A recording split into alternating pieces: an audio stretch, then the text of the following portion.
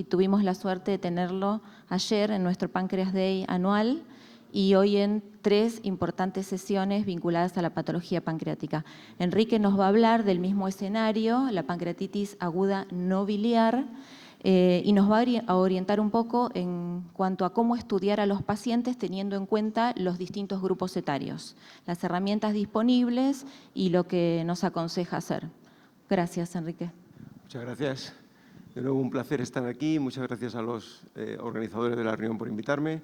Voy a ser muy práctico y además voy a ser provocador porque no estoy de acuerdo. Así ya creamos un poquito de ambiente. ¿Este? Perfecto. ¿Aquí tengo puntero? Este es el puntero. Vale. Perfecto. Voy a ser muy práctico. ¿Qué vamos a hacer en práctica clínica cuando tenemos un paciente con una pancreatitis aguda, que le hacemos una ecografía abdominal y no tiene litiasis y el paciente no es bebedor? ¿Cómo sé cuál ha sido la causa? Este es el pasador. Vale. Esta no es mi presentación. Esta es la de la otra sala.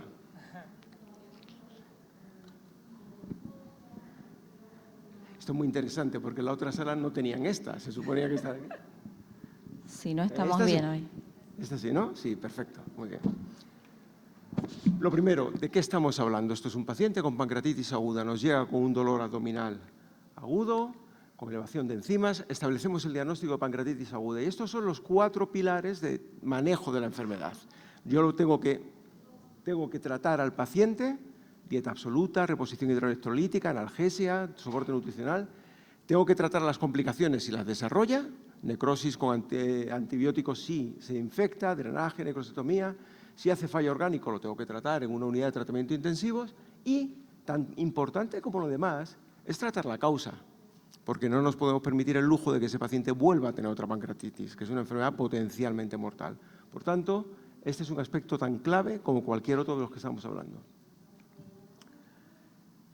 Por hacerlo muy fácil, hay 3 grandes bloques de causas de pancreatitis aguda. Unas son causas mecánicas, que todas tienen el mismo proceso, el mismo procedimiento, obstruyen el conducto pancreático principal, sea cual sea. Y aquí hablamos de litiasis biliar, de tumores quísticos o sólidos, cáncer de páncreas, obstrucción ductal de cualquier causa o variantes anatómicas, como habíamos comentado antes, el divisum. Hay otro gran grupo que son factores tóxicos. Aquí está el alcohol, aquí está el tabaco. El tabaco causa pancreatitis aguda. Alteraciones metabólicas como la hiperlipidemia o la hipercalcemia y fármacos. Y después tenemos un grupo de otros en el que tenemos alteraciones genéticas y alteraciones autoinmunes básicamente. Por tanto, nos podemos manejar muy bien en bloques. La causa es mecánica, si no es metabólica, si no puede ser otra. ¿Por qué es importante identificar la causa? Básicamente porque la tengo que tratar para que el paciente no recidive, pero porque tengo que evitar cualquier sobretratamiento. Señores, no se hace una colecistectomía a un paciente que no tiene una causa biliar. Está muy bien decir, como no sé lo que es, le quito la vesícula. Y a los 3 meses el paciente tiene una pancreatitis aguda. No se le hace una CPR a un paciente que no la necesita. Por tanto, yo necesito identificar la causa para evitar tratamientos empíricos y, por tanto, sobretratamientos. ¿Cómo lo hacemos? Muy sencillo, porque la mayoría de los pacientes son sencillos, por suerte. Con una anamnesis, preguntando antecedentes de pancreatitis aguda, porque si es el segundo episodio, la causa va a ser la misma. Tiene litiasis biliar, antecedentes, tiene alcohol, es bebedor, fuma, fármacos, CPRE. Si tiene una pancreatitis, al día siguiente una CPRE es obvio, ¿no? Y si tiene historia familiar de enfermedad pancreática. Le hago una analítica, sobre todo, esto es en la fase aguda, en urgencias. Quiero ver la bioquímica hepática, quiero saber cómo está el calcio y cómo están los triglicéridos y le voy a hacer una ecoabdominal. Con esto me manejo. Con un laboratorio simple, una ecoabdominal y una anamnesis, tengo la mayoría de las causas. Puedo confirmar que el paciente tiene una litiasis biliar, que el alcohol, tabaco o fármacos pueden estar involucrados, una hiperlipidemia o una hipercalcemia. ¿Y el resto? Si todo esto es negativo, ¿es una pancreatitis aguda idiopática? No. Esto antes era una pancreatitis aguda idiopática. Hoy esto es absolutamente inaceptable. La primera pregunta que os tenéis que hacer cuando esto ocurra es, ¿de verdad que no es litiásica? ¿Por qué? Porque es litiásica. La pancreatitis aguda no biliar es biliar, en un porcentaje muy alto de casos. Por tanto, lo primero es lo más frecuente. ¿De verdad que no es biliar? Fijaros, ya hay estudios de los 90 que en pacientes con pancreatitis aguda idiopática que evaluaban la bilis con microscopio, prácticamente en 3 de cada 4 veían microcristales que son causa de pancreatitis. A estos pacientes se les trata, se les hace una colecistectomía y no vuelven a recidivar. Esto hoy no lo hacemos, nadie se pone a mirar al microscopio de la bilis, pero por ecoendoscopía, no por resonancia, por ecoendoscopía vemos microcristales y tras una ecoendoscopía, lo que antes era un 20% de pancreatitis aguda idiopática se convierte en un 4%.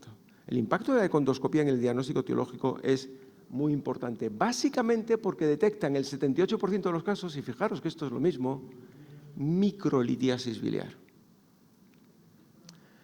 No voy a hablar de ecoendoscopía porque hay una ponencia específica sobre esto, pero aquí me gustaría que vierais, si estuviera la sala un poquito más oscura lo veríamos mejor, que en la vesícula vemos microcristales flotando o en la vía biliar vemos microcristales que se mueven, que flotan. Esto es imposible verlo en la resonancia, por eso digo que siempre el primer escalón es la ecoendoscopía porque la causa más frecuente de la pancreatitis no biliar es biliar. ¿Puede ser el páncreas divisum la causa? El páncreas divisum, por seguir con las causas obstructivas, sí que puede ser el páncreas divisum la causa, siempre y cuando los cambios estén limitados al páncreas dorsal. Señores, si yo tengo un páncreas divisum y lo que está afecto es el proceso uncinado, obviamente esto no es el páncreas divisum la causa tiene que estar aquí y el conducto pancreático tiene que estar alterado, no este.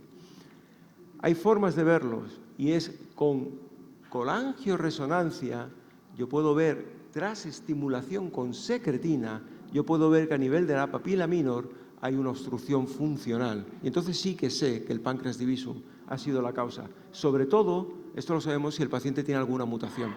El páncreas divisum lo tenemos el 15% de nosotros. O sea, tenemos aquí un grupo de gente que tiene un páncreas divisum. A lo mejor lo tengo hasta yo, quién sabe. Es muy difícil que un páncreas divisum produzca pancreatitis aguda si no tenemos una mutación asociada. Frecuentemente CFTR o SPIN1. Esto es una colangioresonancia para que lo veáis con secretina. Con secretina lo que hacemos es estimular la secreción pancreática y vemos dinámicamente el comportamiento del conducto. Fijaros, a los 10 minutos de la inyección de secretina, el duodeno tiene que estar lleno de líquido y el conducto pancreático tiene que haber retornado a su diámetro normal. Fijaros lo que le pasa, esto es una chica joven, a los 10 minutos el conducto pancreático seguía, el Santorini seguía absolutamente dilatado comparado con el basal y secreción pancreática cero. Esta resonancia me dice, señores, esta mujer ha tenido la pancreatitis por obstrucción a nivel de la papila minor. Le hicimos una esfinterotomía de la minor y no volvió a recidivar la pancreatitis. ¿Es eficaz? Otro modo de saber si el páncreas divisum ha sido la causa ¿es eficaz el tratamiento? ¿Es eficaz hacer una esfinterotomía de la minor y colocar un stent? Pues en todas las series, aproximadamente en el 78% de los casos de un paciente con una pancreatitis aguda asociada al páncreas divisum, el tratamiento endoscópico es eficaz. Entonces, sí, el páncreas divisum puede ser la causa. ¿Es una disfunción del LODI la causa por terminar con las causas obstructivas? Pues en teoría sí, ¿Cuál es el gran problema? Pues primero que está descrito que el 30-65% de los pacientes con pancreatitis aguda idiopática, o sea, en la mitad de los pacientes con pancreatitis aguda idiopática se describe una disfunción del LODI, y yo, si les digo la verdad, no sé si es la causa o la consecuencia de la pancreatitis aguda, porque muchos de estos casos tienen microcristales que han estado repetidamente pasando por la papila, produciendo fibrosis, oditis, llámenle como quieran, y por tanto lo que parece disfunción del LODI, que podemos verlo también con resonancia con secretina, puede ser más una consecuencia que una causa de la enfermedad. Todo lo que les está comentando lo vemos con colangioresonancia. No voy a hablar de resonancia porque teníamos la ponencia específica sobre resonancia. Hay guías clínicas internacionales, y lo que dicen las guías clínicas internacionales es esto. En pacientes con pancreatitis aguda inicialmente clasificada como idiopática se recomienda la realización de ecografía endoscópica para excluir microlitiasis, tumores y pancreatitis crónica. Y si la exploración ecoendoscópica es normal, se recomienda la realización de resonancia para identificar la presencia de posibles anomalías anatómicas. Estas eran las causas anatómicas. ¿Qué pasa aquí? ¿De verdad que no es alcohólica?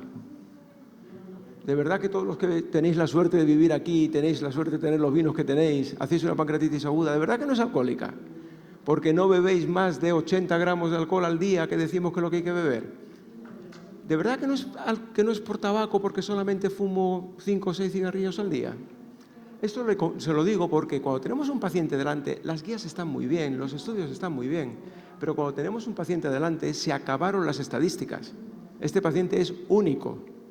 ¿Y cuál es la predisposición genética de este paciente a desarrollar pancreatitis? No tengo ni la menor idea.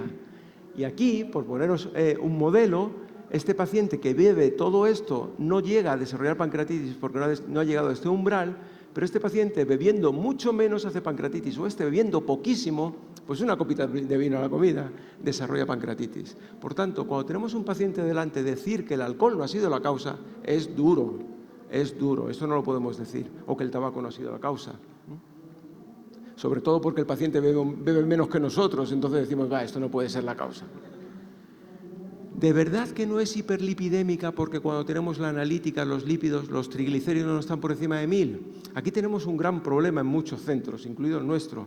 En urgencias rara vez se miden los triglicéridos cuando llega un paciente con dolor abdominal. Y si lo medimos al día siguiente, olvidaros, ya han bajado. Con lo cual, si no tenemos la determinación en la fase aguda, en el momento agudo, es muy difícil poder excluir que los triglicéridos no han sido la causa. ¿Puede ser un fármaco la causa? Si les digo la verdad, mi respuesta sería casi rotunda con un no, porque todo se ha descrito con los fármacos. cualquier fármaco puede estar presente. ¿Qué paciente no está tomando algún fármaco en algún momento y que hacer una pancreatitis aguda? Esto está clasificado, el grado de relación de un fármaco con pancreatitis está clasificado en distintas clases, de 1 a 4. Aquí veis los fármacos que están todos, desde el omeprazol, en clase 1, el metronidazol, fármacos absolutamente comunes de usar. El paciente hace una pancreatitis y no le encuentro la causa, ese es el fármaco. Desde mi punto de vista es un poco duro, y esta frase es mía, aquí no hay guía de práctica clínica, por tanto no se la crean, pero es lo que yo opino. Salvo que de verdad el paciente haya tenido un antecedente de pancreatitis aguda por un fármaco claramente relacionado como es la zatioprina, y cuando se reintroduce el fármaco el paciente vuelve a recidivar, a mí me cuesta mucho trabajo pensar que un fármaco ha sido la causa de la enfermedad. Pero bueno, es una opción. ¿Puede ser una enfermedad genética? Pues en gente joven sí. Y les muestro un estudio. Habitualmente cuando hablamos de enfermedad genética hablamos de pancreatitis crónica, más de aguda, o de pancreatitis recidivante. Y este es un estudio francés, pacientes jóvenes, muchos, 253, con pancreatitis recurrente idiopática, y veis que mutaciones mayores que contribuyen, que predisponen a la enfermedad o que causan enfermedad, se encuentran en el 48% de los casos. Por tanto, claro que sí, que una mutación puede ser la causa de una pancreatitis aguda idiopática. Y hay estudios en niños, y estos son muy interesantes, por eso se los traigo, porque cambian de año a año la frecuencia de las distintas etiologías. Cuando son pequeñitos, menos de 6 años, la inmensa mayoría es de causa genética. La verdad es que ni buscamos más. Bueno, pueden tener un páncreas divisum, pueden tener una alteración anatómica, pero la mayoría son de causa genética. Pero en el momento que pasan de los 11 años, ya empiezan a subir otras causas en importancia, incluida litiasis biliar, incluidas tóxicos. Y va perdiendo fuerza en la causa genética. Por tanto, en edad pediátrica, hasta la conclusión de este estudio, la pancreatitis se asocia fuertemente a mutaciones genéticas e historia familiar, pero el impacto de factores no genéticos va aumentando incluso en la infancia a medida que aumenta la edad. ¿Cuándo deben hacer un estudio genético? Pues cuando tengan una persona joven menor de 30 años con una pancreatitis aguda idiopática. O cuando tengan una persona joven con historia familiar de pancreatitis idiopática. En ese caso, deben hacer estudio genético siempre. Y estudio genético significa estudio genético. No vale evaluar un gen. Hay que estudiar todos los que están asociados a pancreatitis. PRSS1, SPIN1, CFTR o CTCR. Si la mutación es mayor, este paciente necesita consejo genético, habitualmente por mutación del PRSS1. Y termino. ¿Puede ser autoinmune? ¿Una pancreatitis aguda autoinmune? Puede ser. pero la autoinmunidad la asociamos mucho más a pancreatitis crónica, pero dejémoslo aquí en el contexto de aguda. Los estudios están hechos en crónicas y más o menos, aproximadamente en el 40-50% de los casos encontramos algo autoinmune, o bien unos autoanticuerpos positivos, o una IgG4 positiva, o bien existen otras enfermedades autoinmunes asociadas, colitis ulcerosa, enfermedad de Crohn, colangitis esclerosante o colangitis biliar primaria. Y por tanto, claro que puede ser autoinmune. ¿Cuándo merece la pena hacer estudio de autoinmunidad ante un paciente con pancreatitis aguda idiopática? Siempre que sospechemos autoinmunidad en métodos de imagen, porque hay datos que nos hacen sospechar autoinmunidad. Agrandamiento tumoral de la cabeza del páncreas, páncreas en salchicha, conducto pancreático fino con la pared hiperecogénica, pared hiperecogénica del conducto biliar, o que el paciente tenga enfermedades autoinmunes asociadas. Y en ese caso, les vuelvo a decir lo mismo, hay que hacer un estudio de autoinmunidad incluyendo subclases IgG, IgE, anticuerpos antinucleares, antianhidrasa carbónica y valorar biopsia pancreática. En resumen de lo que les he dicho, estos son los porcentajes que están descritos de causas de pancreatitis aguda idiopática. Lo sumamos, el 240%. ¿Qué significa esto? Esto significa que, bien, en ocasiones son multifactoriales, porque un paciente con una mutación genética puede beber un poco y tener una pancreatitis aguda, y en ocasiones lo que nos está diciendo que no es lo que nosotros encontramos no es la causa, sino que estaba ahí. El pancreatitis visum estaba ahí, lo hemos encontrado y hemos asumido que era la causa. Cualquiera de las dos opciones explica que seamos capaces de encontrar la causa de la pancreatitis aguda idiopática en el 240% de los casos. En resumen, como última diapositiva, cuando tengáis un paciente con pancreatitis aguda, hacerle siempre la anamnesis, analítica, laboratorio y ecografía abdominal para ver la causa. La mayoría de los casos van a ser biliares, lo hemos estado viendo. Tóxicos, alcohol, no olviden el tabaco. Otros, hiperlipidemia, hipercalcemia y personalmente dejar entre paréntesis los fármacos. El resto va a ser idiopática for a while, por un momento. Ese paciente no se va a quedar con ese diagnóstico. A ese paciente hay que hacer una ecografía endoscópica. Con la ecografía endoscópica vamos a asegurar que la pancreatitis es biliar en 3 de cada 4 casos, porque tienen microcristales y por tanto en ese caso sí que le voy a hacer una colecistectomía. Me tendré que pelear con el cirujano que no va a querer hacérsela porque no ve nada. Puedo ver un tumor sólido o quístico y si no, este paciente lo voy a clasificar como pancreatitis aguda idiopática y no voy a hacer nada más, señores. ¿Cuándo voy a hacer algo más? Si recidiva, si no, no. Y si recidiva, la prueba para hacer es una resonancia magnética, habitualmente con secretina, porque podemos ver variantes anatómicas y podemos ver el comportamiento funcional de esa variante anatómica. Hay que hacer estudio de autoinmunidad, IgG4, antianhidrasa carbónica, etcétera, y hay que hacer estudio genético si el paciente es joven, menor de 30 años. Pero esto, siguiendo guías clínicas y por experiencia, lo reservamos a pacientes una vez que haya recidivado la enfermedad. Y con esto, en resumen, el estudio etiológico es fundamental para un tratamiento correcto de la enfermedad dirigido a la causa. Objetivos, evitar recidivas, pero sobre todo evitar sobretratamientos, no hacer lo que el paciente no necesita que hagamos. El abordaje inicial debe excluir las causas más frecuentes y la causa más frecuente es la litiasis biliar. Alcohol, tabaco, alteraciones metabólicas. La ecografía endoscópica permite detectar microlitiasis, pancreatitis crónica y tumores, incluso de muy pequeño tamaño, por lo que es la prueba clave en el diagnóstico etiológico de la pancreatitis aguda. Y otras pruebas, resonancia, colangioresonancia con secretina, estudio genético, estudio de autoinmunidad, pueden reservarse en caso de recidiva pancreatitis o de sospecha clínica en función de la edad de los pacientes. Y nada más. Muchas gracias.